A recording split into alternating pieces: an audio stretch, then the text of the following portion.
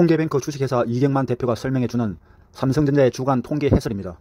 공정위와 OECD 항공센터 근무 경험을 살려 삼성전자를 공정하고 객관적으로 분석합니다. 삼성전자의 최대 강점, D램 메모리입니다. HBM이 수요에 비하여 공급이 부족하니 판매 단가는 당연히 올라갑니다. 내년에는 HBM 단가가 올해보다 무려 10% 상승할 전망입니다.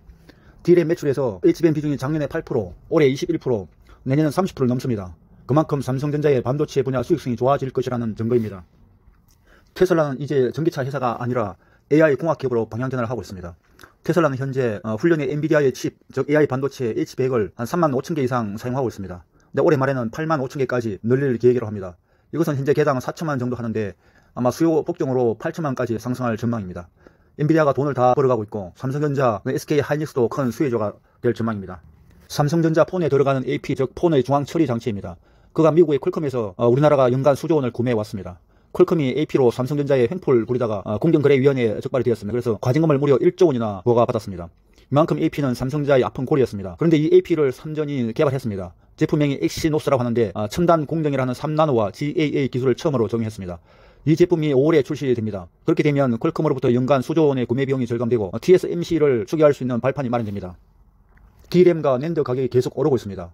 트렌드포스는 2분기 D램 가격이 18%까지 오르고 낸드는 20%까지 상승한다고 분석했습니다. 당초 D램은 최대 8%, 낸드는 최대 18% 오른다고 봤는데 각각 상향 조정한 것입니다. 이에 따라서 금년도 삼성전자의 D램 매출은 2분기에 약 12조 5천억, 4분기에는 14조 5천억으로 16% 증가한다고 KB증권이 밝혔습니다. 지금은 삼전을 팔 때가 아니라 10% 올랐다고 다시 팔 때가 아닙니다. 더구나 세계의 빅테크들이 AI 가속기를 개발하겠다고 뛰어들고 있습니다. 현재는 엔비디아가 독주하고 있습니다. MS는 마이야, 아마존은 인퍼런시아, 인텔은 가우디 등 10개 기업들이 개발하고 있습니다. 삼성전자와 SK 하이닉스는 여기에 HBM 등 첨단 반도체 공급으로 좋은 기회를 얻었으면 좋겠습니다. 새로운 캐시카우, SSD가 삼성전자와 SK 하이닉스에 큰 기회를 주고 있습니다. 양사의 SSD 점유율은 각각 45%, 32%입니다. 양사는 용량과 처리 속도의 경쟁을 하고 있습니다. 삼성전자는 용량을 50% 늘린 280단대 수직 낸드 플래시를 24년 상반기에 양산합니다.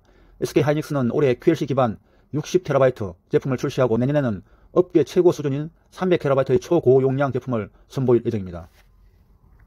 한편 각 나라가 반도체 공장을 유치하고 건설하고 있습니다. 미국에는 인텔, TSMC, 삼성전자 등이 무려 444조 원을 투자하고 일본과 대만에도 각각 90조 원을 투자하고 있습니다.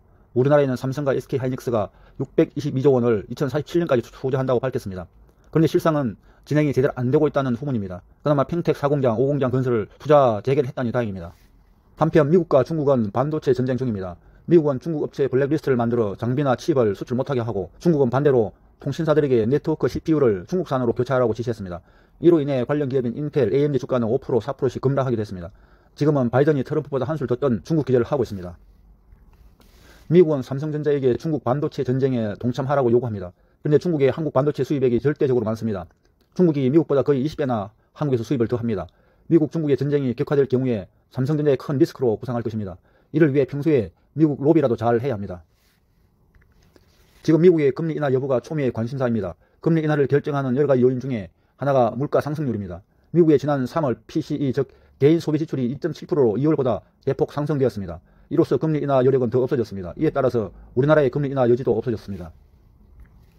삼성전자에 대한 국내외 최신 통계뱅크에서 검색하면 쫙 나옵니다.